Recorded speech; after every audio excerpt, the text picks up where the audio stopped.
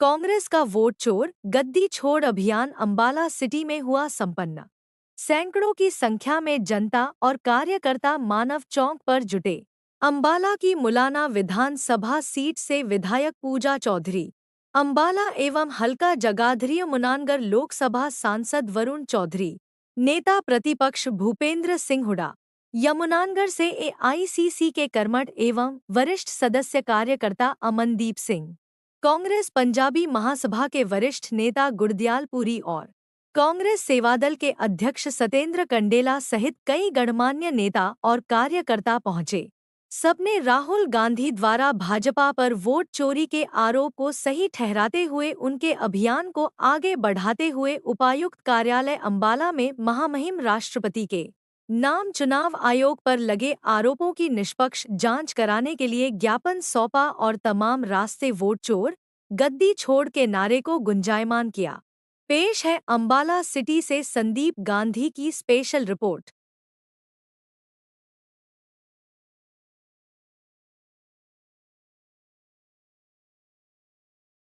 याद करते हैं अपने स्वतंत्रता सेनानियों को, जिनके कारण हमें आजादी मिली।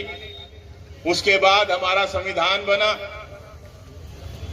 बाबा साहेब डॉक्टर भीमराव अंबेडकर जी को हम याद करते हैं, जिनके माध्यम से हमें संविधान मिला। और उसी संविधान सभा के अंदर सदस्य के रूप में स्वर्गीय चौधरी रणबीर सिंह हुड्डा जी सदस्य थे। उनका भी हम उनको याद करते हैं, उनको श्रद्धांजलि देते हैं। सभी संविधान सभा के सदस्यों का हम उनको स्मरण करते हुए उनको श्रद्धांजलि देते हैं, जिनके माध्यम से हमें संविधान मिला, वोट का अधिकार मिला, सबको बराबरी का अधिकार मिला। और आज वही वोट का अधिकार खतरे में आ गया।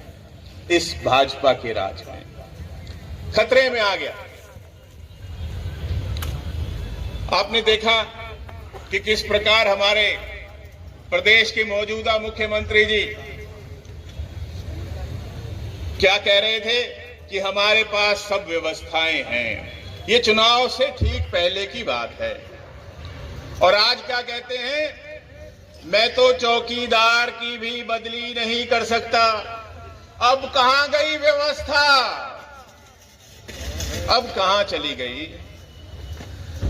चुनाव को मैनेज करने की व्यवस्था थी।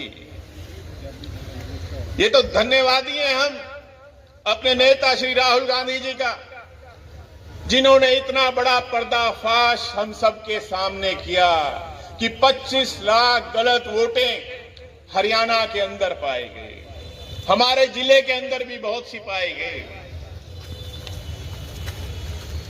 लेकिन ये सरकार, और मैं बड़ा हैरान होता था कि लोकतंत्र के अंदर ऐसी कैसे सरकार कोई हो सकती है जो जनता की सुनवाई ना करे। ऐसे कैसे हो सकता है? लोकतंत्र की स्थापना इसीलिए हुई थी कि जनता की खुद की सरकार हो, जनता की सुनवाई हो। लेकिन ये मौजूदा भाजपा की सरकार ऐसी है जो किसी की सुनवाई नहीं करती, न किसान की, न गरीब की, न कर्मचारी की, न व्यापारी की, न गरीब की, न दलित की। ऐसा कैसे है? तो आज समझ में आता है कि ये जो मुख्यमंत्री जी नायब सिंह जी कहते थे व्यवस्था, उसके कारण किसी की सुनवाई नहीं है। उन्हें जरूरत नहीं सुनने की। किसानों का कितना नुकसान हुआ, एक भी किसान कह दे कि जी हमारे नुकसान की भरपाई हुई, किसी की फसल पूरे एमएसपी पे खरीद हुई हो, 14 लाख के करीब गरीबों के राशन कार्ड काट दिए पिछले 5 महीनों में। कौन सी ऐसी योजना चली है जिससे गरीबों का उत्थान हो गया है? सड़कों की हालत, गड्ढे पड़े हुए हैं, कहीं चले जाएं हम। बिजली के रेट महंगे कर दिए।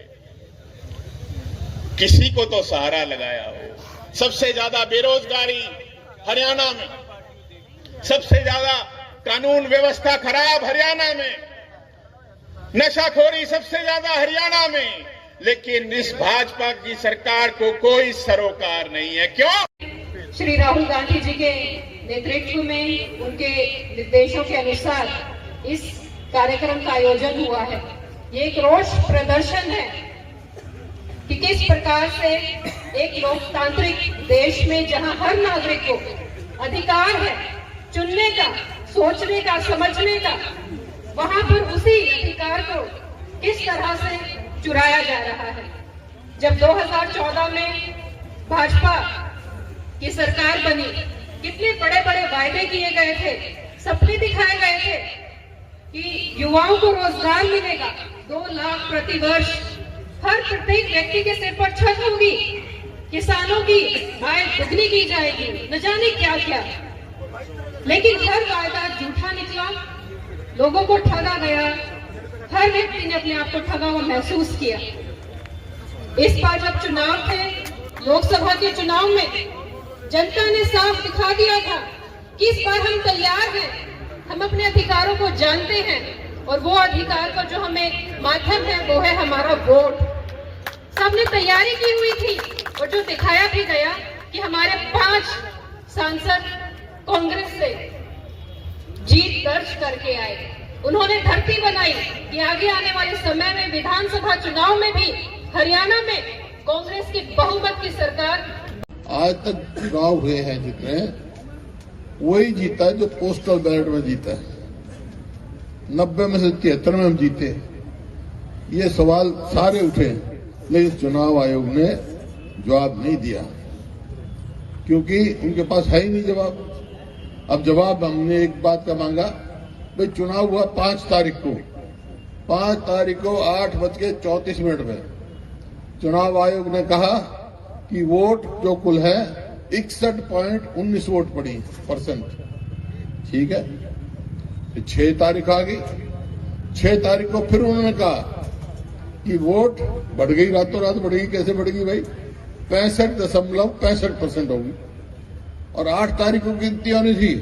7 तारीख को रात को 8:34 में उनने क्या कहा कि 67.90 मतलब 68.7% वोटों का फर्क पड़ गया।